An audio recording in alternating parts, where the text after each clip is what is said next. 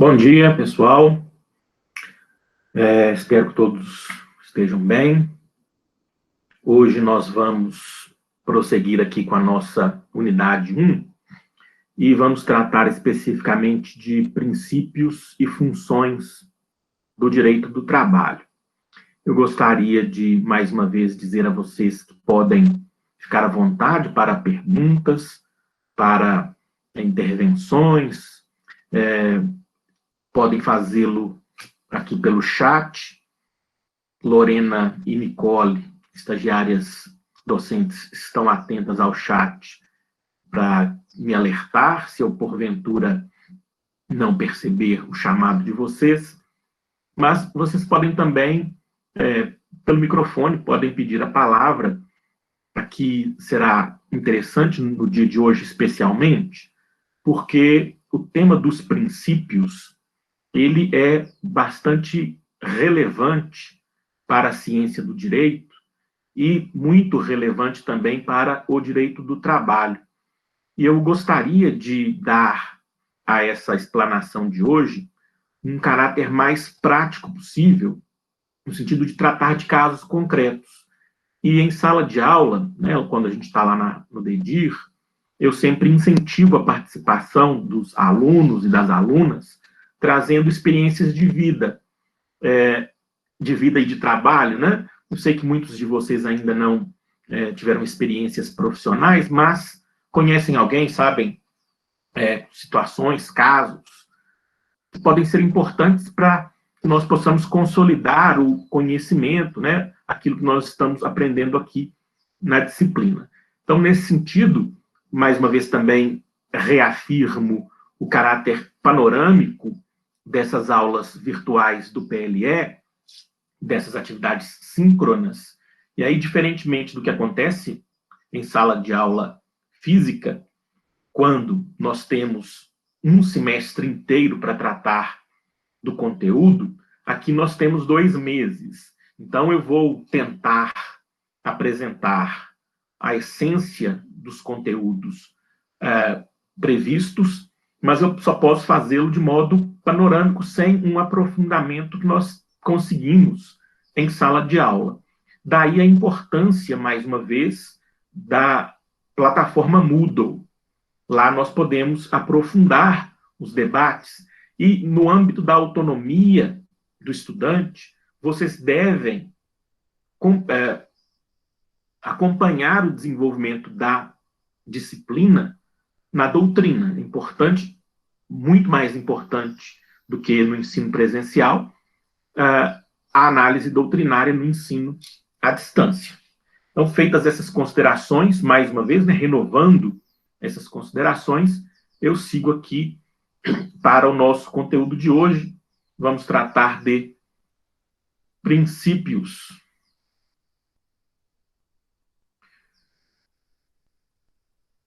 Bom, como é que nós podemos pensar nos princípios? O professor Maurício Godinho Delgado diz que princípios são proposições gerais que nós podemos inferir da cultura e do ordenamento jurídico e que passam a atuar no âmbito das relações jurídicas de diversas maneiras, né, informando, auxiliando na interpretação, ou mesmo como norma incidente no âmbito das relações intersubjetivas. Eu, pessoalmente, considero, destaco a normatividade dos princípios, sobremaneira dos princípios constitucionais trabalhistas. E aqui, antes de nós tratarmos de princípios de direito do trabalho, eu quero brevemente lembrar a vocês da relevância dos princípios constitucionais. Vocês já estudaram esses princípios que estão postos aqui na projeção, no nosso item 1.11. Vocês têm isso à disposição lá no PDF e também no PowerPoint na plataforma Moodle. Eu não vou me deter sobremaneira aqui nesses princípios, porque vocês já conhecem e também porque o tempo é curto. Mas eu gostaria de destacar algumas coisas. A mais importante, o trabalhador, ao se inserir numa relação jurídica de emprego, ele não se despe de seus direitos de cidadania. Obviamente, quando ele contrata sua prestação laborativa, ele leva para a relação contratual todo o arcabouço jurídico normativo, inclusive principiológico, de matriz constitucional. Eu não posso conceber a ideia que alguns juristas, juízes, concebem, que é a ideia de um trabalhador deixar para fora do seu espaço jurídico contratual trabalhista direitos constitucionais. Isso é um absurdo total.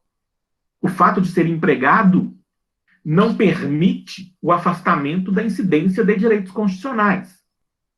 Alguns juristas, alguns juízes entendem em sentido contrário. Não, aqui nós vamos atuar no âmbito da CLT e a Constituição será apenas subsidiária. Não, não é isso.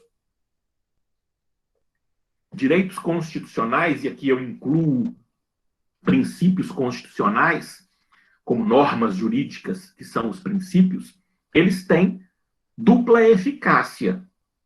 Eficácia vertical, eficácia horizontal. A eficácia vertical ninguém há de negar. O Estado está obrigado à observância dos direitos fundamentais, sempre e em qualquer situação em que se encontre um cidadão. Então, o Estado, poder legislativo, poder judiciário, poder executivo, o Estado brasileiro, ele deve atuar em conformidade e com respeito aos direitos fundamentais. Isso é de uma obviedade que dispensaria e dispensa comentários outros.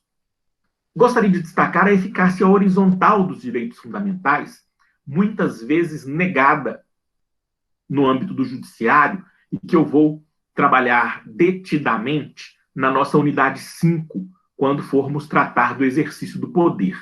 Mas aqui eu já adianto. Também os particulares se obrigam à observância dos direitos fundamentais nas suas relações intersubjetivas. Daí a ideia de horizontalidade. Empregado e empregador fixam uma relação jurídica contratual, de prestação laborativa como objeto central. Então, no âmbito dessa relação horizontal, contratual, trabalhista, nós temos a incidência direta, imediata, dos direitos fundamentais. Vou começar por um exemplo que eu vou trabalhar adiante, lá na unidade 5. Eu não sei se vocês já ouviram falar de uma divergência jurisprudencial atual em torno de algo que não deveria gerar divergência, que é a possibilidade de o trabalhador usar o banheiro durante sua jornada laborativa. Isso não deveria gerar discussão, mas isso gera processo judicial em terceira instância, no TST. Exemplos, e aí eu indico a vocês a pesquisa da jurisprudência sobre isso. Entrem lá no site do TRT, na parte da jurisprudência, digite lá a palavra banheiro. Você vai ver a enormidade de decisões conflitantes sobre o uso do banheiro. Alguns juízes têm a capacidade, não no sentido técnico, ou a coragem, ou a falta de respeito, de dizer que o empregador, por controlar o modo da prestação laborativa, tem o direito de controlar a ida do trabalhador empregado ao banheiro, criando regras. Por exemplo, que eu sempre costumo dizer, eu acho que já cheguei a falar isso com vocês na nossa aula presencial, se não me engano, mas por ordem alfabética. E aí eu costumo dizer que se fosse esse o caso meu, estaria eu perdido, né? Porque letra A, eu teria que ir ao banheiro no início do expediente, né? 8, 9 horas da manhã, e depois não mais. Ou então esperar a próxima vez que a letra A fosse permitida ao banheiro. Outros empregadores dizem e fixam como regra que o trabalhador só pode ir ao banheiro depois que o supervisor autorizar. Ou então fixam que o trabalhador tem 15 minutos por dia para usar com idas ao banheiro. Bom, o que isso tem a ver com a eficácia horizontal dos direitos fundamentais? É que a CLT não trata de idas ao banheiro. Vargas era um estadista, né? Embora não fosse necessariamente um democrata a vida inteira, ele não poderia imaginar, nem ele nem a equipe de consolidação, que nós teríamos uma discussão em torno disso. Então, não há previsão normativa seletista, ou não há previsão normativa nenhuma em torno de idas ao banheiro, porque não deve haver mesmo. E aí, a discussão vai para a esfera da normatividade dos princípios. Uns vão dizer, prevalece o direito fundamental à propriedade, e aí o proprietário do estabelecimento cria as regras do trabalho, dentre elas a regra de banheiro. E outros vão dizer que se trata de um direito fundamental de preservação de saúde, de dignidade, muito mais de saúde, mas de que a pessoa tem que ir ao banheiro quando ela quiser. Ora, bolas. Então, essa discussão, dentre tantas, e aí vocês vão poder ver isso em alguns textos que estão disponíveis lá no site, vocês vão poder ver que essas discussões são várias, porque a CLT não alcança tudo. E nem pretende alcançar todas as situações. E aí nós temos que recorrer, e devemos prioritariamente, primordialmente, em primeiro plano, recorrer à Constituição. Vejo que alguém fez uma pergunta, eu não consegui ler, porque passou muito rápido aqui. Se quiser usar o microfone, pode ficar à vontade. Se quiser deixar para o final também, as estagiárias docentes estão anotando, ou podem anotar aí para nós, e ao final a gente debate. Como vocês quiserem. Bom, é óbvio. Diga, Alicia. Tem uma pergunta sobre esse tema. Existe alguma regulamentação sobre, por exemplo, a obrigatoriedade de ter banheiros nos lugares? Porque eu já vi muito casos, inclusive de mineradoras, sobre mulheres reclamando que não tinham banheiro feminino. A CLT vê alguma coisa sobre isso em prol do trabalhador? Existem normas regulamentadoras do Ministério do Trabalho, do antigo Ministério do Trabalho. Não está na lei, necessariamente, pelo menos eu não conheço lei sobre isso, mas eu sei que o Ministério do Trabalho estabelece normativas, estabelecia, né? E diz qual é o número de banheiros em razão do número de trabalhadores e das especificidades. Banheiro, acesso à água de qualidade, sombra, traz uma normatização específica sobre isso, sim, com relação à quantidade e qualidade. Não em relação a quantas vezes, ou quantos minutos, ou quanto tempo a pessoa pode dispor por dia de trabalho desse banheiro. Certo, Alice? Certo, obrigada. Professor, eu mandei a pergunta no chat aí, Diga. Mas é o seguinte, eu posso falar então, seria correto afirmar que essas reformas trabalhistas que a gente está passando por elas atualmente, elas têm uma carga assim, de diminuição dessa eficácia da horizontalidade dos direitos fundamentais entre as relações dos particulares, empregador e empregado, e se isso se estende assim para a relação entre o particular, o trabalhador, empregador e o Estado? Sim, a reforma, ela tem como marca o neoliberalismo. E o neoliberalismo pressupõe menor intervenção estatal na relação entre os particulares. E a principal forma de reduzir a intervenção do Estado na relação entre os particulares é reduzir a carga normativa regulamentadora desse contrato. Então, a intenção é essa. Mas não dá, tecnicamente, para fazer isso via lei ordinária. não é, Vitor? Vocês estudaram isso no começo do curso. Eu não posso, por lei ordinária, reduzir direito constitucional. Mas o Congresso Nacional de 2017 não está nem aí para isso, não. Para eles, isso e nada é a mesma coisa. Eles não querem saber o que é Constituição, o que é lei ordinária. O que é que nós temos que ter, então? Uma análise do Poder Judiciário de controle de constitucionalidade dessa lei. Mas, também o Judiciário não é lá essas coisas. E, em alguns pontos, o Judiciário acaba desconhecendo essa restrição que a lei ordinária tem em relação aos impactos em direitos constitucionais. Mas a intenção foi essa mesmo, Vitor. Retirar carga normativa do contrato. Dentre essa carga normativa, sempre que possível, a carga principiológica.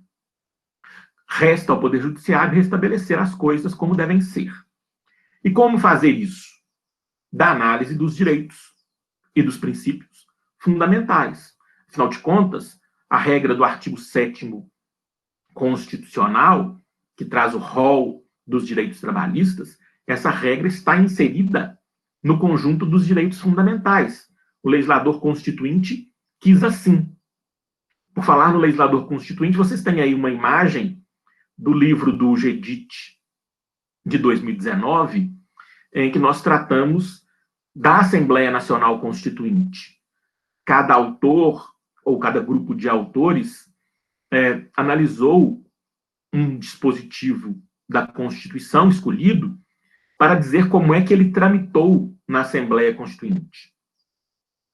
O STF, Evandro, não vai declarar a reforma inconstitucional. No conjunto, não. Porque o STF, infelizmente, é também um tribunal político. O que ele pode fazer, e vem fazendo, é declarar a inconstitucionalidade de alguns artigos específicos, preservando o conjunto, infelizmente, mas de modo lento também.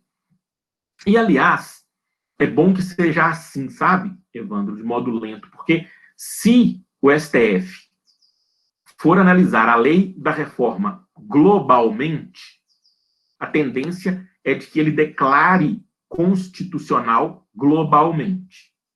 Então, eu prefiro, ainda que isso traga transtornos, do ponto de vista acadêmico e do ponto de vista também de enfrentamento da situação, que o Supremo analise ponto a ponto, porque terá um debate melhor um pouco, mas ele não fez ainda uma análise global. Então, depois vocês vejam lá o livro do Gedit de 2019, que trata da Assembleia Nacional. O que ela traz? Princípios importantes, fundamentos do Estado brasileiro, não discriminação, vedação do retrocesso, prevalência dos direitos humanos, função social da propriedade. E esses princípios devem atuar na relação privada, como norma jurídica. Porque, repito, para terminar essa parte, e depois vocês complementem o estudo com textos e lá no fórum, não dá para enxergar o trabalhador no contrato como apartado de seu direito básico de cidadania constitucional. Nós também vamos ver que o exercício do poder empregatício é algo tão forte, tão preservado no Brasil, o direito do patrão, que se nega ao trabalhador presunção de inocência, contraditório e ampla defesa enquanto empregado. Nós vamos ver na unidade 5 que basta o empregador acusar um empregado de uma prática qualquer que revele um ilícito contratual, que esse mesmo empregador pode acusar, punir, sem que haja um controle prévio dentro do contrato dessa prática dele, empregador. Então, só para a gente encerrar, porque o principal dessa aula de hoje é a análise dos princípios de direito individual, que eu quero que vocês compreendam, e a gente desenvolve especificidades depois, o que eu quero que vocês compreendam é que nós temos que respeitar e nós temos que aplicar princípios constitucionais fundamentais em toda e qualquer relação de emprego, independentemente do que diga a lei ordinária, seja ela qual for. Bom, então, como eu disse, o centro da análise de hoje está aqui na discussão de princípios de direito individual. Com esse rol, eu consigo dar um panorama da disciplina para vocês em matéria introdutória.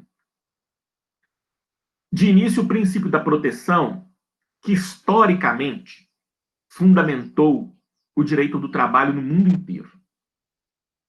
Por que é que nós temos direito do trabalho? Por que é que nós não estamos mais com essa disciplina e com esse contrato vinculados ao direito civil? Porque em dado momento histórico, a humanidade reconheceu, e os estados nacionais reconheceram, que se trata de um contrato especial.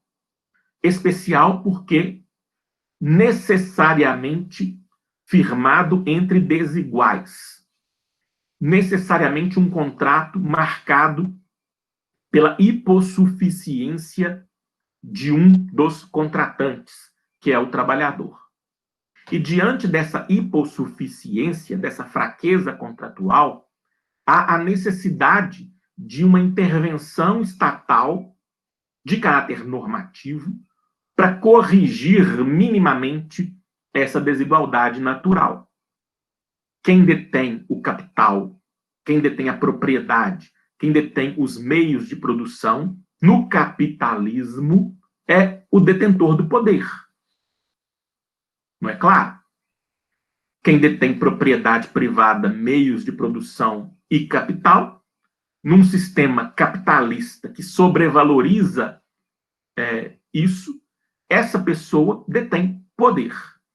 E para minimizar essa desigualdade contratual marcada por um excesso de poder num dos lados, os Estados nacionais reconheceram a necessidade de proteger especificamente a parte mais fraca, construindo o que o professor Maurício Godinho Delgado chama de patamar civilizatório mínimo, e que eu chamo, em relação ao direito brasileiro, de patamar mínimo, porque eu entendo que o nosso nunca foi civilizatório. O nosso patamar sempre foi mínimo. Mas fiquemos com a dicção, com a doutrina do professor Maurício. Patamar civilizatório mínimo, ou patamar mínimo. O que é isso?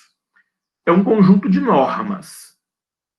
Normas regra e normas princípio.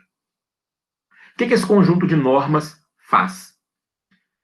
Eleva o patamar contratual.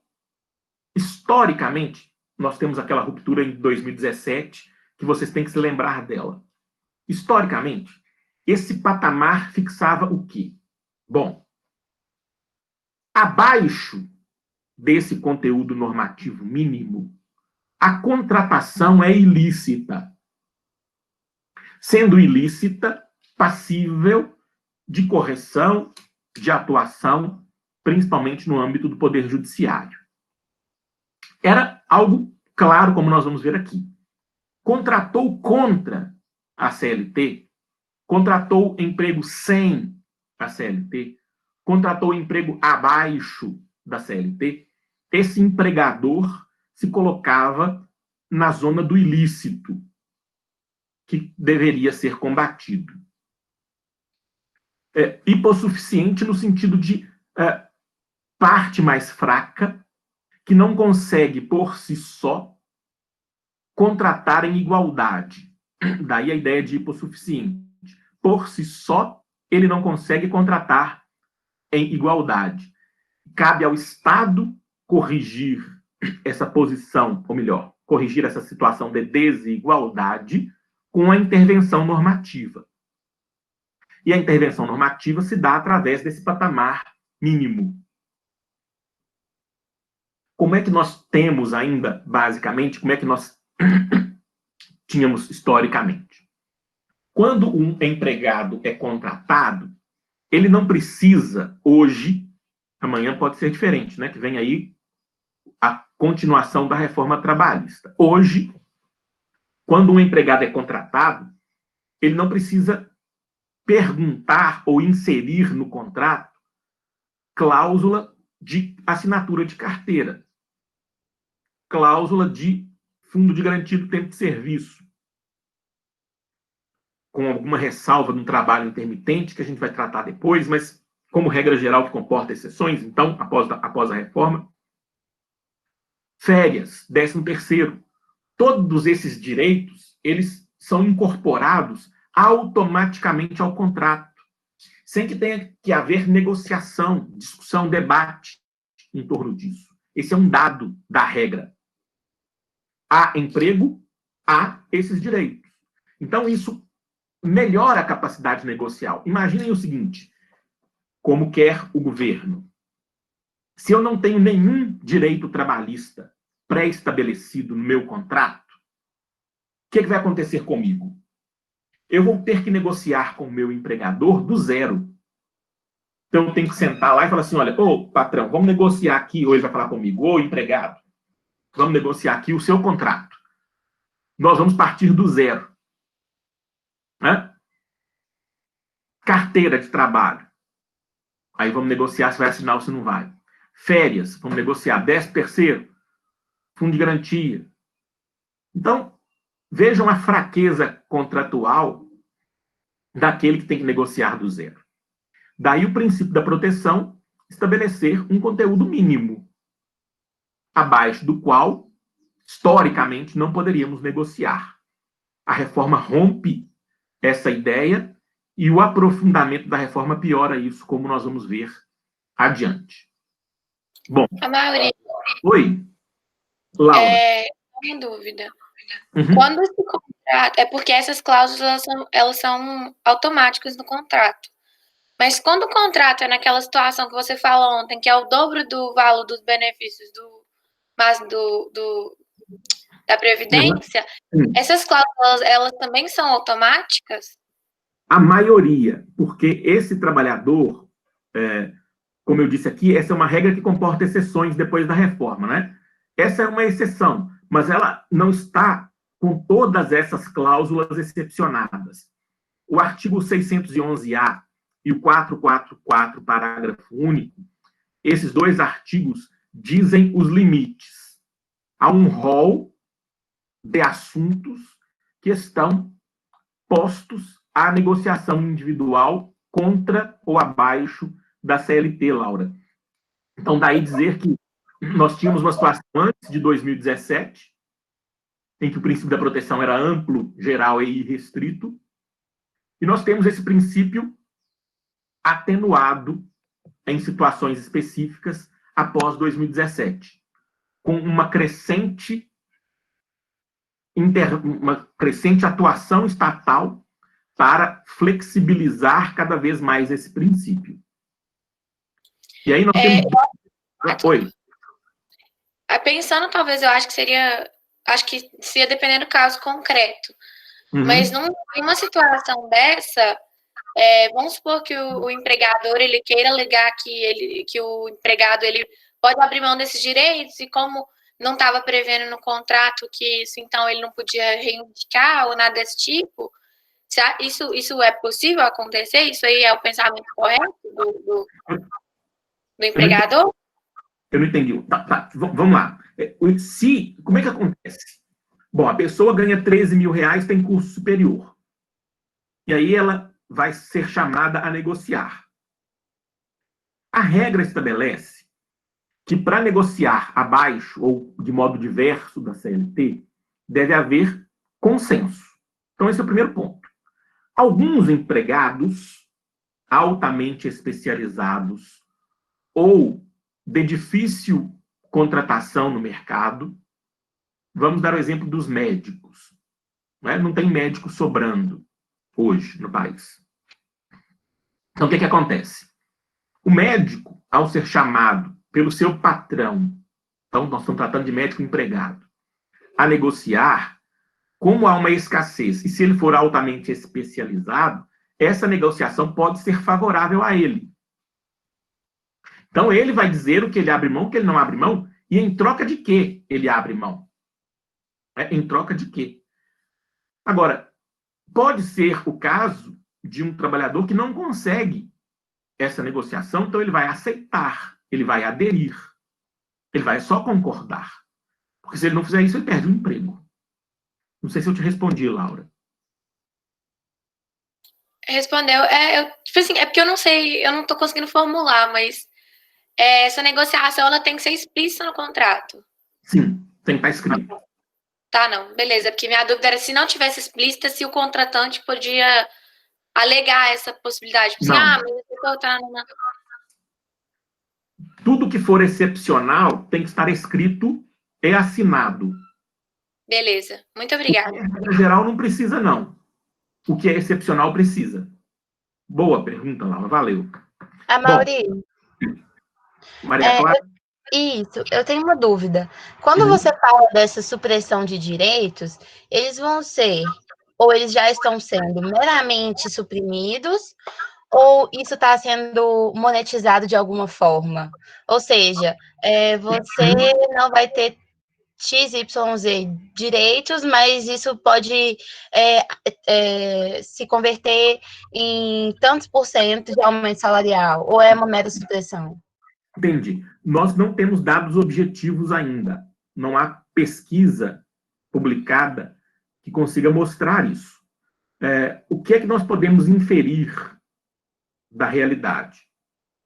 Depende, como eu disse, de quem é, ou de qual é a profissão, ou de qual é o lugar em que isso se dá, qual é o momento. Jogador de futebol é um exemplo, e aí, tranquilo de entender, depende em que time que ele vai jogar. Dependendo do time que ele vai jogar, ele consegue trocar adicional noturno, hora extra, por exemplo, por milhões ou milhares de reais. Dependendo do time que vai jogar na Série D ou na Série C, e eu vou preservar a B aqui agora a partir desse ano, né, porque não posso mais falar mal dela. Então, se ele está na C ou se ele está na D, aí ele vai ter mais dificuldade. Se ele é médico em tempo de pandemia, ele que vai definir. Olha, ok, eu posso ampliar meu plantão aqui, mas eu quero mais grana. Então, efetivamente, em relação à sua pergunta, eu não conheço dados estatísticos porque a maturação dessa experiência ainda não se deu. Nós estamos dizendo de algo que começou a valer em 2018.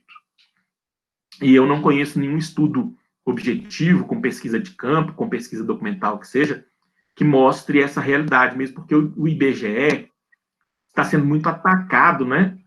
Desde 2019, sucateado mesmo. Então, não sei se tem promovido pesquisa com relação a isso, não.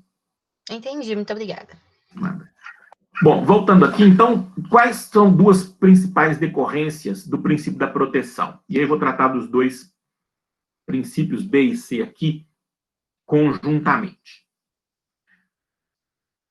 Historicamente também, tá, gente? Imperatividade das normas trabalhistas e indisponibilidade dos direitos trabalhistas. O que isso quer dizer? A norma trabalhista é de caráter imperativo, de caráter obrigatório, de caráter vinculante, como regra geral, historicamente, que hoje comporta exceções. Por quê?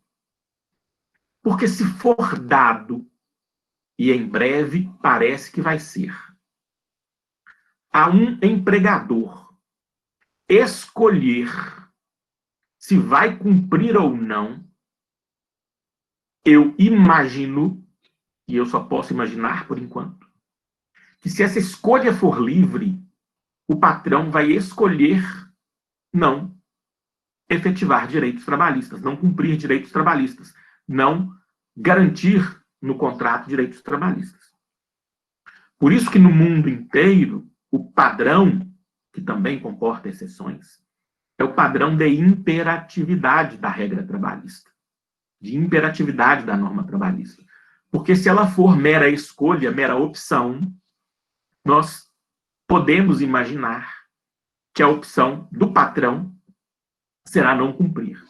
Mas aí os defensores da flexibilização vão dizer o seguinte: bom, mas essa escolha tem que ser bilateral.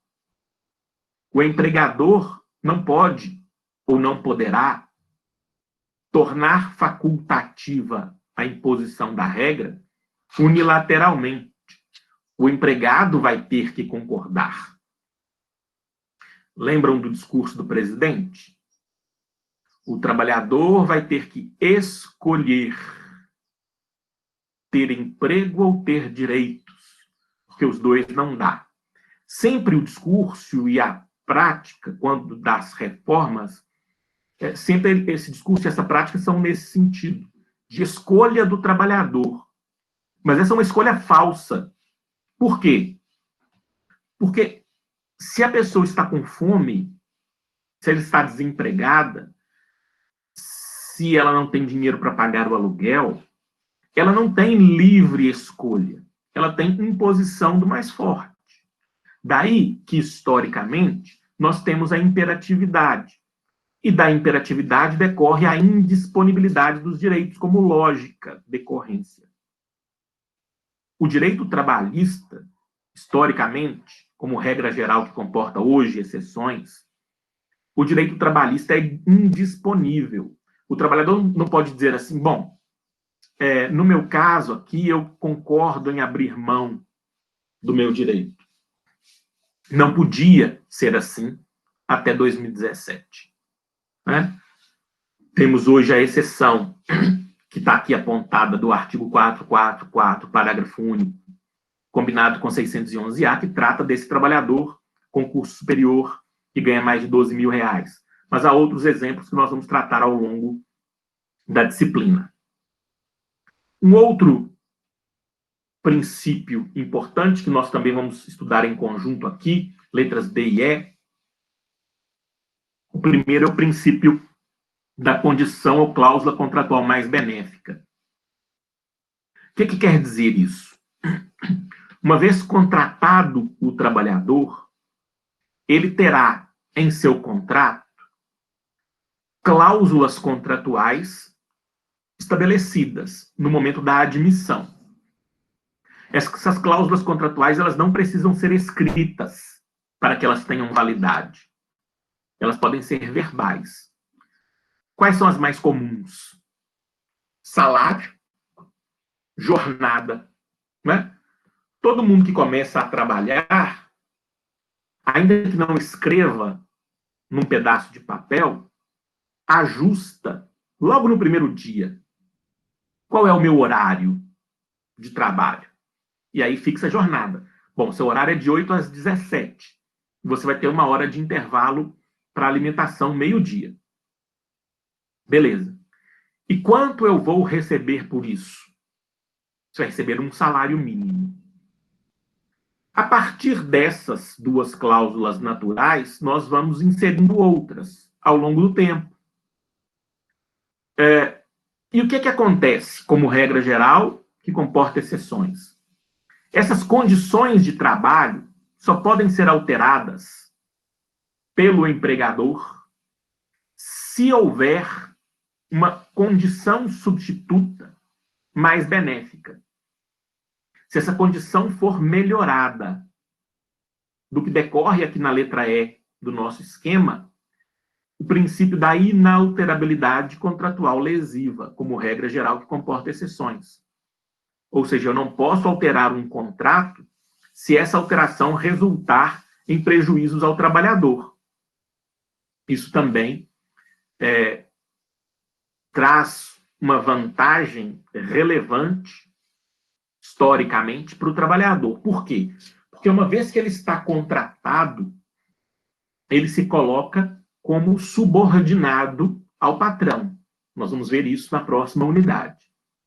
E uma vez que ele está subordinado, é muito difícil para ele resistir a uma pressão, ainda que ilícita, do empregador. Nós estamos cansados de assistir abusos do poder patronal. Por quê? Porque a capacidade de resistência individual do trabalhador é muito diminuta. Porque ele precisa do emprego, porque ele não pode se ver desempregado, porque ele tem que pagar o aluguel, porque ele tem que pagar as contas. Então, a pressão patronal, muitas vezes, é irresistível, ainda que ilícita. Daí, por princípio, e também por regra, a proibição de alteração do contrato pelo empregador se essa alteração resultar em prejuízo. A regra geral, mais uma vez, que comporta exceções, nós vamos trabalhar isso também adiante. Na letra F, o princípio da intangibilidade salarial vai na mesma linha das letras D e E. O salário não pode ser atingido pelo por ato, não pode ser atacado o salário por ato do empregador ou de credores do empregado. Por quê? Porque salário tende a ser, na imensa maioria dos contratos, a cláusula principal. Normalmente, as pessoas trabalham porque esperam salário. É muito raro o trabalho altruístico, né? O trabalho por motivação não econômica. O ordinário é que as pessoas trabalham porque precisam receber salário. E aí, a ordem jurídica, também nós vamos estudar isso com detalhes na próxima disciplina, Direito do Trabalho 2, daí porque a ordem jurídica cria todo um sistema de proteção salarial. E esse sistema deve ser preservado pela regra legal. E aí nós vamos ver toda a estrutura do salário lá na próxima disciplina. Um outro princípio importante é o da continuidade da relação de emprego. Nós também vamos ver, e aí nessa disciplina mesmo, que existem duas possibilidades de contratação de emprego. 3, depois da reforma. Contratos por tempo indeterminado, contratos por tempo determinado e contratos intermitentes. A regra geral, que, portanto, comporta exceções, 2, é possível redução de jornada com redução de salário, Alexandre, se a lei trouxer essa autorização, ou, o que é mais comum, acordo coletivo de trabalho, convenção coletiva de trabalho. Por isso que, no momento da pandemia, o governo precisou editar uma medida provisória, depois convertida em lei, autorizando excepcionalmente, durante a pandemia, redução de jornada com redução de salário. A Constituição tem regra clara sobre isso, que diz que o salário é irredutível, ressalvado o disposto em acordo coletivo de trabalho ou convenção coletiva de trabalho. Não disse a Constituição, porque está implícito na ordem jurídica, o salário também pode ser reduzido por força de lei. Como foi o caso agora da medida provisória convertida em lei, que permitiu redução de jornada com redução de salário. Mas nós vamos analisar isso tudo no momento oportuno. Diga, Letícia. Porque eu não consigo ler você aqui, Letícia. Oi, professor. É porque essa pergunta do Alexandre me fez lembrar umas oportunidades que eu fazia estágio aí na UFOP, mas na área de processos administrativos. E eu vi que era possível aos professores solicitar uma redução da jornada com uma devida redução proporcional do salário. E eu gostaria de saber se, quando o regime é seletista, então há uma diferença? Exatamente. Tá. Exatamente.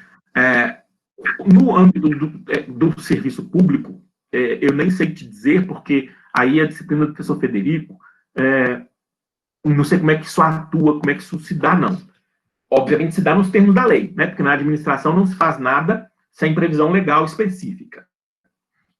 No âmbito seletista, a regra geral, que comporta exceções, é que a redução de salário só será autorizada por acordo coletivo, convenção coletiva ou por lei. Existe uma situação excepcional, que é a situação do trabalhador horista, que é aquele que em seu contrato, na admissão, ele já é contratado por hora.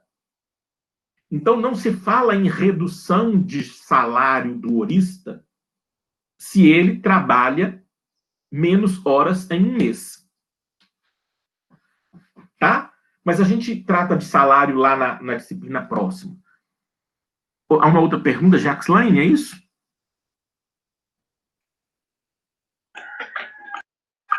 Isso mesmo, professor. Uhum. Diga. Não, que você falou daquela que o salário não ser atingido por credores do empregado. Aí seria de a questão da empenhorabilidade do salário? Isso, como regra geral, que também comporta exceções, não é? Como, por exemplo, o crédito alimentar do devedor de alimentos para a família, né? Então, bem, essa regra geral comporta exceções. E aí, eles estão se ampliando historicamente também. Mas eu posso dizer com sinônimo? Oi? Empenhorabilidade e disponibilidade? Sim, regras gerais, né? Eu não trabalho processo, não, sabe, Jaxlaine? Mas posso te dizer também como regra geral. Existe essa impossibilidade, mas que tem sido flexibilizada. Débito de alimentos, crédito imobiliário, e há situações em que pode, sim, como exceção, o salário será alcançado. Mas vocês vão ver isso lá na disciplina de processo. Beleza? Ok, obrigada. Joia. Bom, então, no âmbito da continuidade, o contrato por tempo indeterminado, que nós vamos ver em breve, ele consegue garantir para o trabalhador um número maior de direitos. Porque a estrutura seletista foi criada em torno do contrato por tempo indeterminado. Então, por princípio, esse deve ser o contrato prioritário, majoritário. Somente quando houver fundada a razão, deve haver uma exceção. E hoje nós temos duas exceções, basicamente, no Brasil. O contrato por tempo determinado, que nós veremos em breve, e o contrato intermitente, que nós também veremos em breve. Um princípio importante, mais no âmbito processual do que na prática de direito material, é o princípio da primazia da realidade sobre a forma, mas aqui já apresentando. Também conhecido como o princípio do contrato-realidade. Quer dizer que cabe ao empregador a formalização do contrato. É responsabilidade dele a forma da avença, assinada na carteira, com recibo de pagamento de salário, com registro de jornada, com registro de férias, uma série de registros formais que o empregador tem que fazer. Acontece que quem detém a prerrogativa do registro formal pode, às vezes, fraudar o registro. Porque, afinal de contas, o papel aceita o que você colocar nele. Então, não é incomum que o papel, que o sistema registre uma coisa e a realidade demonstre outra. E o princípio informa o quê? Muito simplesmente. Havendo divergência entre a forma e a realidade, a primazia é da realidade. Qual é o problema em relação a isso? E vocês vão discutir isso lá no processo. Normalmente, quem tem o ônus de provar a realidade contra a forma é o trabalhador. E esse é um ônus de difícil tratamento por parte do trabalhador no processo. De qualquer modo, sem discutir ônus da prova aqui, porque isso é matéria processual, por princípio, se a realidade é uma e o documento informa outra coisa, nós daremos prevalência para a realidade, vamos afastar o conteúdo formal. Um outro princípio é o da norma mais favorável, que já foi mais relevante e hoje também vem sendo flexibilizado. Amaury. O que esse princípio informa? Oi, Maria Clara. Não, desculpa ter te interrompido no meio da explicação, mas é que eu ia te perguntar que eu queria que, se pudesse, você dar um exemplo mais factível da diferença entre o princípio da condição mais benéfica e o princípio da norma mais favorável. Porque, para mim, ficou bem parecido. Da norma mais favorável, eu vou falar agora. Sim, sim. Beleza. Tá, da norma mais favorável mesmo? Isso. É porque eu te interrompi no meio da explicação, porque eu ia te pedir um exemplo. Não tem problema não. Tá, vamos lá. Bom, o princípio da condição mais benéfica, só para a gente retomar aqui, ele diz respeito à cláusula contratual, que é aquela ajustada bilateralmente, empregado e empregador, tá? Que não necessariamente está prevista numa regra. O princípio da norma mais favorável diz respeito à norma legal, e não à cláusula contratual. Então, de início, o que diz o princípio da norma mais favorável? Havendo duas normas jurídicas aplicáveis, vamos tratar primeiro nos termos da lei. Havendo duas leis, ou dois artigos de lei, que em tese tratam do mesmo assunto de modo diverso, repassados todos aqueles caminhos hermenêuticos que vocês já aprenderam, se nós podemos aplicar para uma solução concreta duas leis que dizem em sentido diverso, deveria o intérprete optar pela solução jurídica mais favorável. Na aplicação da lei, e aqui nós não estamos, portanto, falando de alteração do contrato, e sim de aplicação da lei. É pouco frequente essa situação, né? Duas regras legais incidentes sobre um mesmo tema, atuando diferentemente. O mais comum no âmbito desse princípio, e é por isso que existe a advocacia, né, é que nós tenhamos duas interpretações diferentes sobre uma mesma regra legal. E aí deixa eu exemplificar para esclarecer. Assim que voltarmos à normalidade, eu vou sugerir para vocês novamente que acompanhem as audiências trabalhistas na Vara do Trabalho de Ouro Preto, porque é uma excelente escola. E vocês podem chegar lá e assistir às audiências assim que for possível. O advogado trabalhista, como um advogado, como regra geral, o advogado ele trabalha com a tese do cliente e não com o interesse dele, advogado. Vamos analisar a seguinte situação.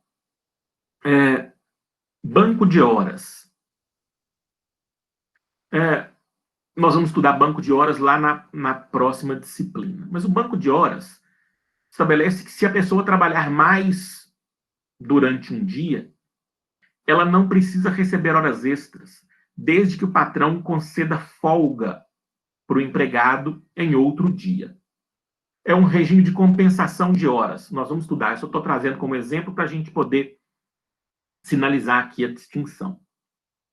Hoje tem havido uma discussão que é a seguinte. A lei permite o chamado banco de horas negativo. A prática ordinária é a pessoa trabalha mais em um dia para ter folga depois. O que algumas empresas estão fazendo, inclusive na região? dos inconfidentes.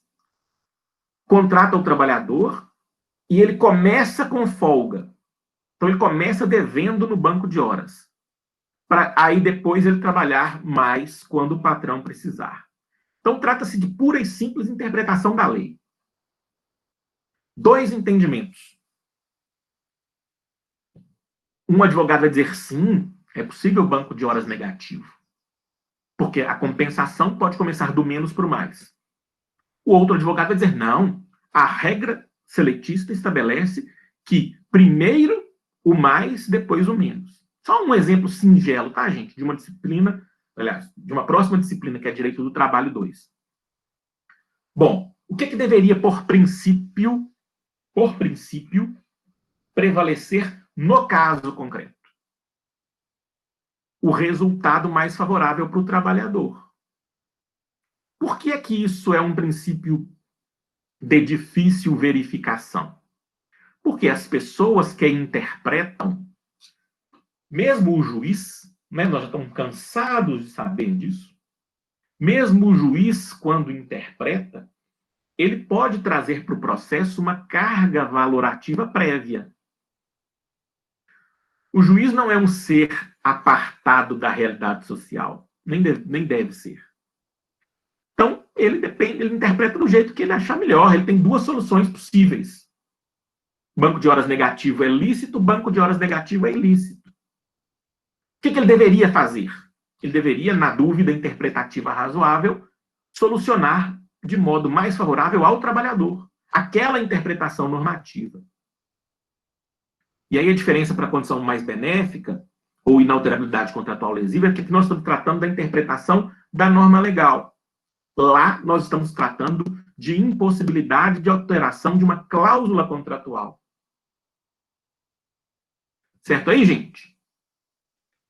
Bom, esses princípios de A a I são os que vocês vão ver em todo e qualquer curso de Direito do Trabalho que vocês pegarem para ler. Professor. Do Brasil e do mundo. Não é prerrogativa brasileira. Pois não, Henrique? Te interromper rapidinho, mais a ponto de curiosidade mesmo, em relação a esse banco de horas, existe alguma determinação assim, o patrão deve escolher quando que o empregado vai cumprir essas horas que ele tem direito? Como é que é? Mais assim, porque eu já vi acontecer de acumular muitas horas e a pessoa não tirar, entendeu? Nós vamos ver lá que essa é uma prerrogativa do empregador, a não ser que diga diferentemente a regra sindical, do sindicato daquela categoria. Vamos trabalhar como regra geral. A escolha é do patrão. Quando conceder a folga, eu costumo dizer, eu costumo brincar, não vai ser segunda-feira de manhã, não vai ser sexta-feira à tarde. Vai ser quarta de manhã. Né? Mas o patrão que sabe, ele que manda. O fato é que, se ele não conceder essa folga no prazo de 1 ano, esse 1 ano também é regra geral que comporta exceções, mas se ele não conceder no prazo legal essa folga, aí sim ele paga como horas extras, viu, Henrique? Ele não pode perpetuar ad eternum essa concessão de folga, não. Tem prazo legal para isso. Mas o prazo legal é um prazo amplo demais, então dá para trabalhar isso tranquilamente. Aí não entraria como algo mais favorável, menos favorável ao empregado, não? Mas a lei é que não poder decidir. Não, sim, mas assim, fica meio estranho, né? Dependendo do patrão para poder conceder. Mas aí não se aplica a norma mais favorável, por quê? Porque a norma mais favorável só atua, o princípio da norma mais favorável só atua no momento da interpretação da regra. Nesse caso, a regra não deixa margem à interpretação. Ela é expressa e explícita. Sim. Ou não escolhe. Entendeu? Obrigado. Nada. Bom, os princípios J, K, L, M, N, eles são de estruturação mais recente e eles estão presentes na obra do professor Kleber Lúcio de Almeida, da PUC Minas, mas eles são, na verdade, especificação de princípios gerais. E o próprio título permite que nós tenhamos a apreensão do conteúdo sem que vocês tenham que se preocupar e sem que eu tenha, mesmo porque o tempo já terminou, sem que eu tenha que ir muito além. Duração razoável da jornada, quer dizer que a lei tem que fixar limites de jornada para que a pessoa não morra de trabalhar. E a repercussão desses princípios nós vamos estudar, tá, gente? Não se preocupem com isso. Igual salário por igual trabalho, isso é especificação do princípio da isonomia, igualdade, não discriminação. Suficiência e proporcionalidade da remuneração, isso quer dizer que o salário tem que ser suficiente nos termos da Constituição para permitir que o trabalhador tenha uma vida digna. Princípio de que trabalho não é mercadoria, que é um princípio da OIT, quer dizer que o trabalhador não pode ser tratado como coisa e tem que ser visto em sua dignidade humana. Também já discutimos isso. E algo que deveria ser visto pelo governo, princípio de que a pobreza é perigo para a prosperidade de todos, né? Se a regra trabalhista é de generalização da pobreza, nós já discutimos isso aqui nessa disciplina virtual, então o próprio capitalista há de sentir no bolso a perda da sua lucratividade. Porque se a massa trabalhadora está empobrecida, quem é que vai comprar?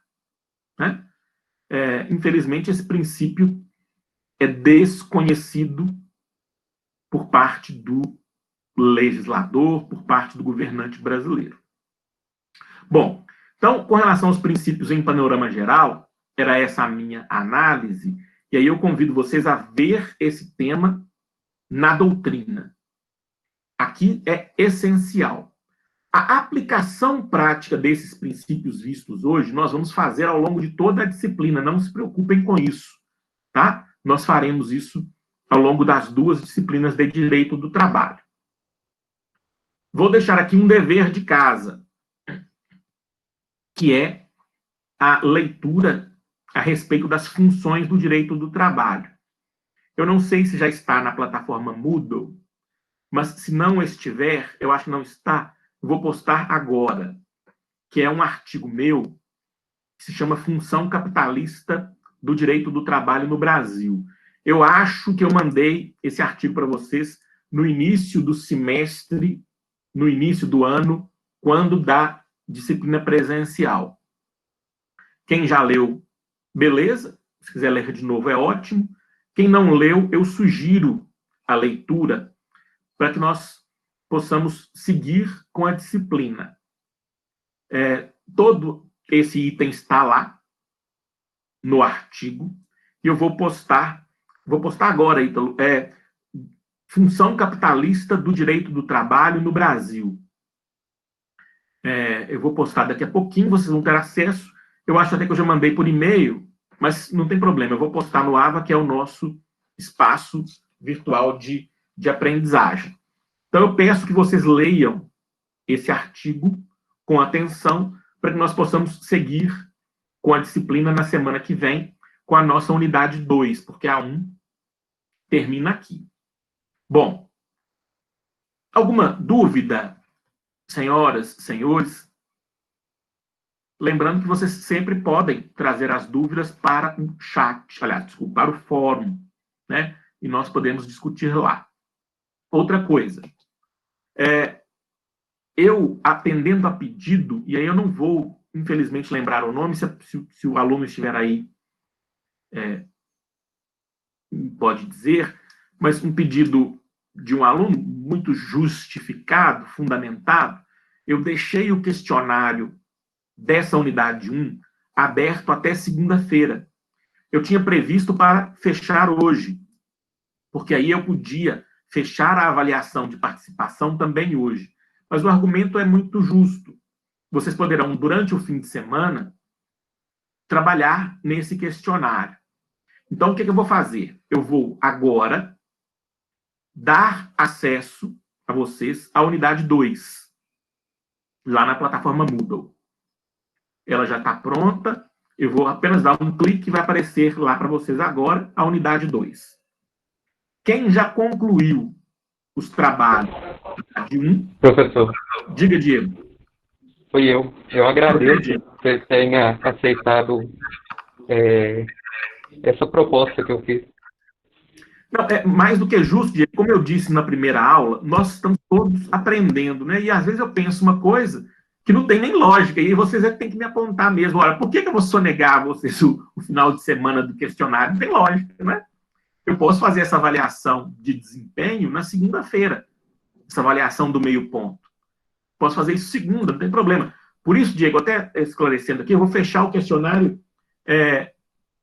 meio-dia, tá? Da segunda-feira, porque eu preciso da tarde para avaliar quem fez, quem não fez. Mas eu vou fechar segunda. Tudo bem, obrigado. Eu não sei lá se eu previ fechar domingo ou fechar segunda, mas, de toda forma, vocês terão um fim de semana preservado, que é o que você pediu. Pois não, Laura?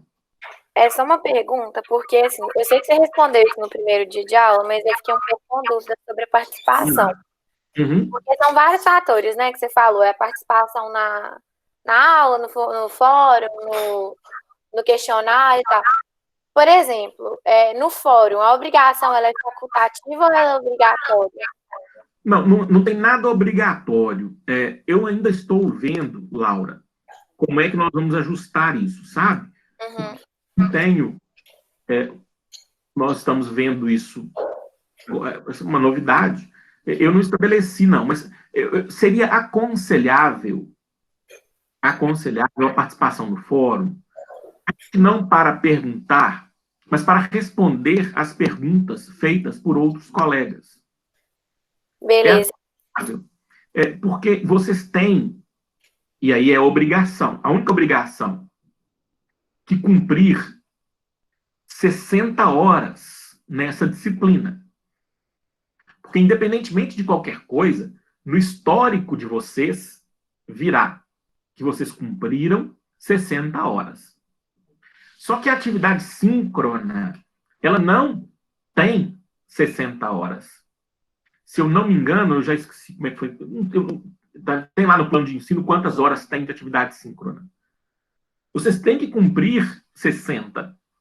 Como é que eu vou medir isso para valorizar, né, a pontuação? Se fez o questionário, se participou, ainda que minimamente, do fórum, se esteve aqui na atividade síncrona. Dependendo da unidade, como é o caso da unidade 1, nós tivemos um questionário e questões discursivas, não foi isso?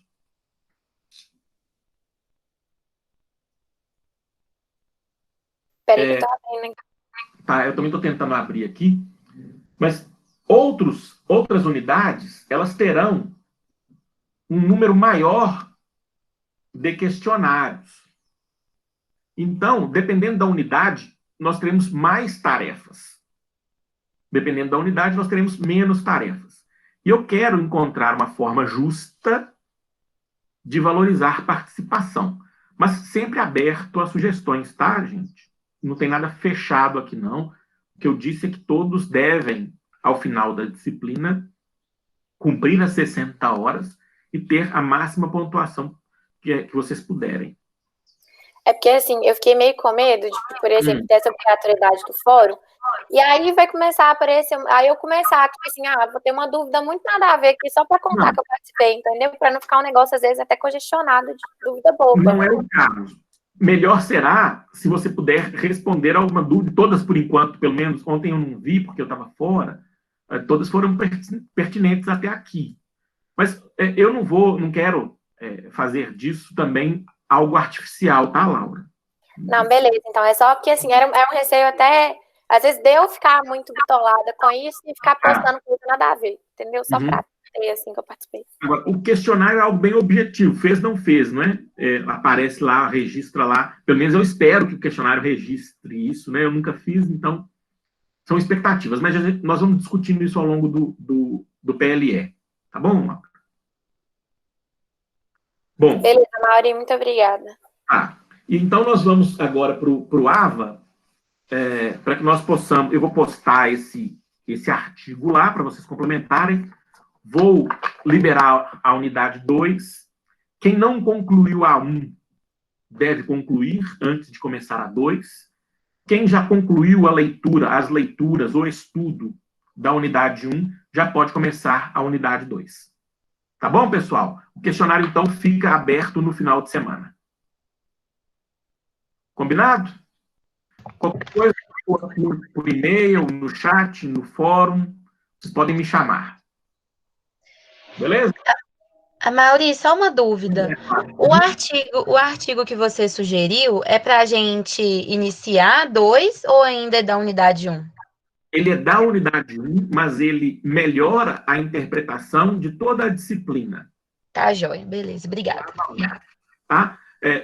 Você pode ler esse artigo ao longo do período letivo especial. Embora ele vá ficar vinculado estruturalmente à unidade 1, ele traz informações necessárias para a compreensão não só da disciplina de Direito do Trabalho 1, mas também para a compreensão do Direito do Trabalho 2. Beleza, gente? Então tá. Bom final de semana, bons estudos, bom dia.